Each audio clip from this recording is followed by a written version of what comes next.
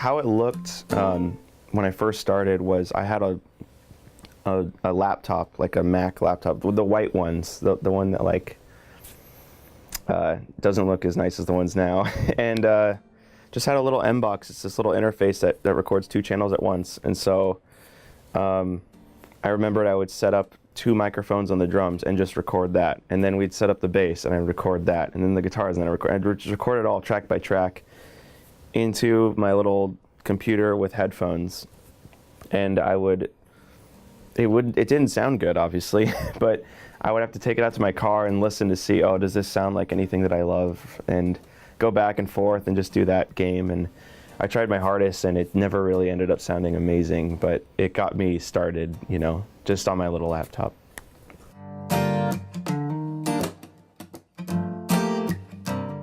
There was a kind of switch in my mind that went off where I realized that I never would get a job doing this. I would have to create it myself. So like the whole entrepreneurship thing really sparked in me, and I realized that I don't get a job doing this. I am the guy doing this, and I have to bring the work to me. And so as soon as I realized that, I basically reached out to like literally 100 bands in San Diego on MySpace back in the day. And just, I was working out of a pretty awesome studio, not as awesome as this one, but was working out of a cool studio, and of course everybody wants to be in the studio, so I'd offer them this crazy discount to come in, and that's where I really learned to kind of go from amateur to semi-pro. And then once you're doing really good work at the semi-pro level, word gets out, and so then you start working with pro people. And so once you work with like the first couple really well-known artists, like I got to work with Chicago, Cheap Trick, a couple of those guys, kind of the older generation. You know, you can kind of add that to your resume, and then you go, oh my gosh, I worked with those guys, and then that adds social proof and social credibility. You know you're doing something right, and people, you know, like working with you at the end of that point. I think excellence really like got drilled into me. Like nothing can come out of these doors or out of these speakers unless it's excellent. And so I just had to learn how to be excellent in my craft, and I also needed to learn that there aren't going to be any handouts, that you kind of have to do the 12, 14-hour days for the first couple of years, and I did. And that's kind of how you at least get to square one. That's like hygiene standard for this industry, is you kind of have to put in your hours, you know.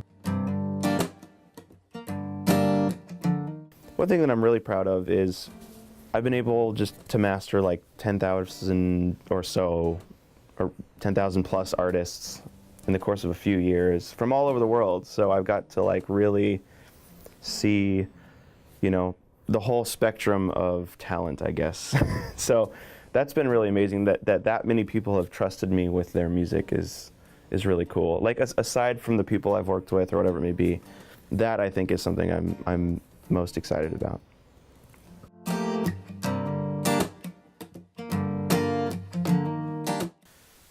Even though you're doing what you love, even though you're doing, you know, your passion and that's your work and all that, that isn't ultimately going to be the most satisfying thing of all time. Like there are things that transcend your work. You know, like reasons why you work, not, you know, you don't work because you love your work necessarily. You'll just get in a feedback loop of that. But yeah, that doesn't solve all your life's problems. There are so many other things way more important. And during those times when I was working those 12-hour days, I got to a place where I said I can't do this anymore, because I wanted to see my family. I had other things that transcend that. And so, you have to have a balance, you know, to where you can't find your identity in any of what you do, even if you are good at it or even if you have experienced success, because it's all fleeting. It'll all eventually go away, and hopefully I'll be able to do this forever.